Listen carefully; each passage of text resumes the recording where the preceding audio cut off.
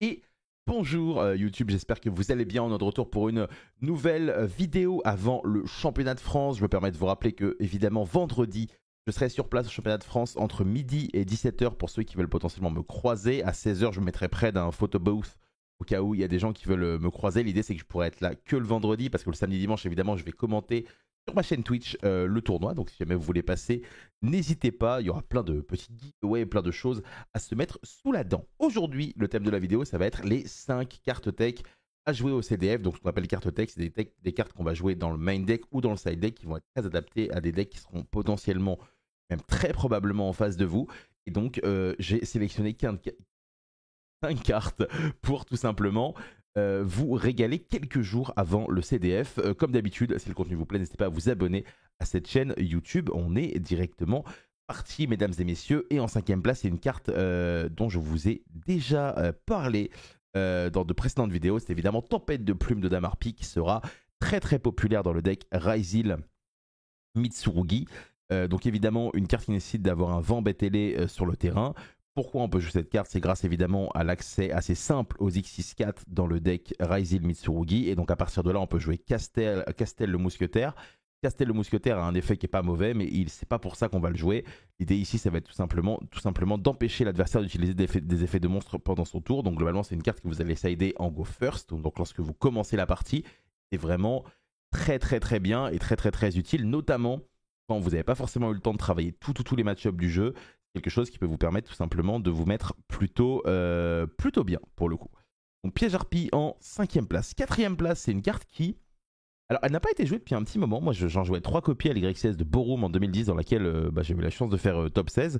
C'est Avertissement Divin. Lorsqu'un ou plusieurs monstres vont être invoqués ou lorsqu'une carte de magie piège ou effet de monstre qui inclut un effet qui invoque spécialement un ou plusieurs monstres est activé, vous allez payer 2000 et vous allez annuler l'invocation ou l'activation, et si vous le faites, détruisez-les. Donc l'idée globalement de la carte, c'est que vous allez pouvoir annuler des invocations de monstres, donc ça c'est très utile notamment contre les liens malice qui du coup ne pourront pas revenir, mais surtout c'est très utile contre la magie rituelle Mitsurugi, et ça c'est quand même quelque chose qui est relativement sympa. En plus de cela, ça coûte que 2000, à la différence d'un Solemn Jugement qui va vous coûter la moitié de vos points de vie. C'est une carte qui avait été éditée dans Duelist Révolution à l'époque, en même temps que Scrap Dragon et Effect Veiler, et oui, ça remonte à 2010 tout ça.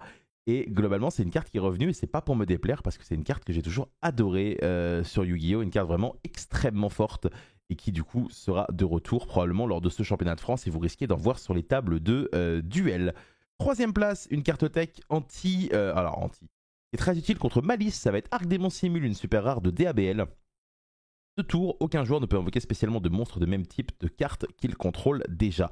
Si vous ne contrôlez pas un minimum 2 monstres de même type de cartes, tous les monstres rituels, fusion synchro Xyz et liens que vous contrôlez gagnent 500 points d'attaque. Bon, globalement, Arc Démon Simule est une carte qui empêche l'adversaire de faire des liens avec des liens. C'est principalement à ça que ça va suffire.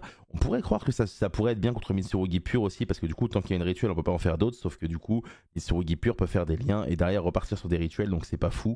Là, globalement, ça va être vraiment très très très axé malice, ce genre de carte.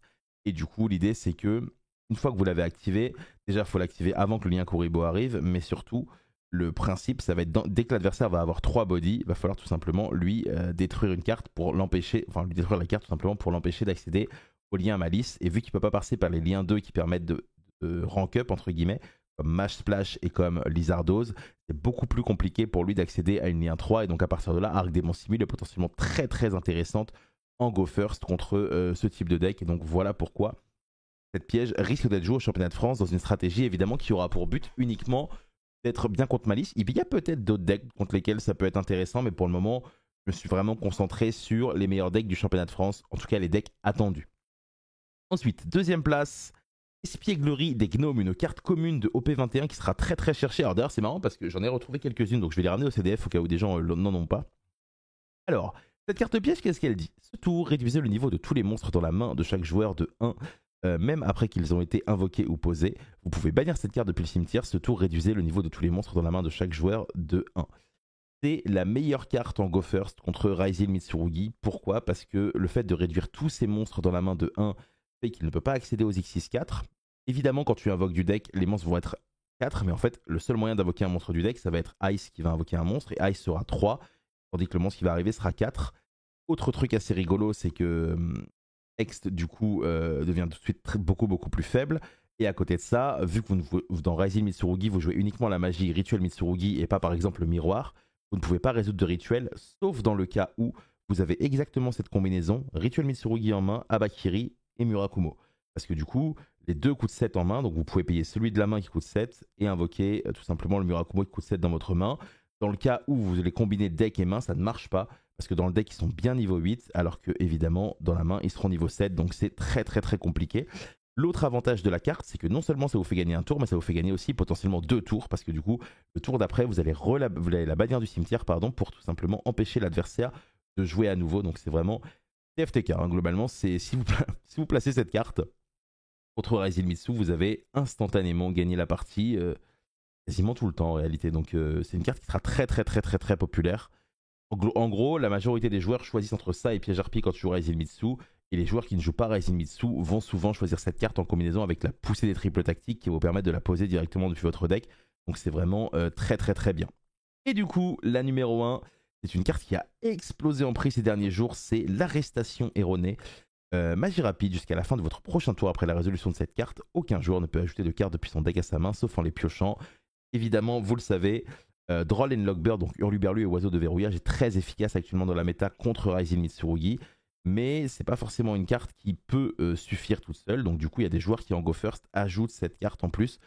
Tout simplement parce que cette carte a le mérite de pouvoir contrer la prière androphase du deck Mitsurugi.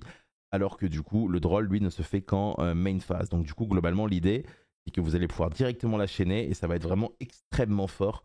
Et ça va probablement shut down le tour du Rising Mitsu. Alors évidemment, c'est extrêmement ciblé Rising Mitsu. Mais il y a également d'autres decks qui peuvent être gênés par cette carte. Je pense notamment à White Forest, qui aime pas forcément trop. Il y a quelques decks encore qui sont évidemment limités dès qu'on leur enlève leur tuto. Je pense à des decks comme Audion, potentiellement ça peut le gêner un peu, entre autres. Et évidemment, il y a des decks qui sont beaucoup moins gênés, notamment le deck Malice, qui peut parfaitement, selon moi, profiter de ce genre de cartes.